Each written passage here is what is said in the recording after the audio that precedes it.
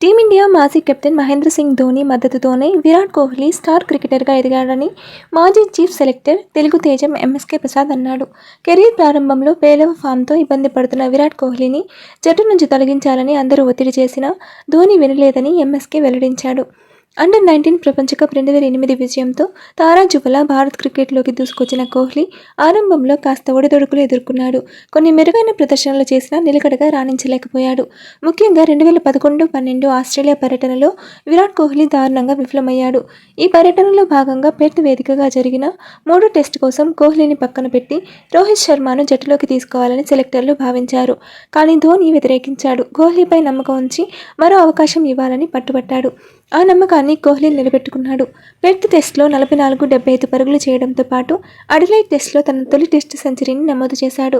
ఈ పర్యటనకు ముందు పార్టీలు, పబ్లు అంటూ లైఫ్ని ఎంజాయ్ చేసిన కోహ్లీ ఆ తరువాత పూర్తిగా మారిపోయాడు. ఆస్ట్రేలియా ఆటగాళ్ల తరహాలో ఫిట్నెస్ సాధిస్తేనే విజయాలు తగ్గుతాయని గ్రహించాడు.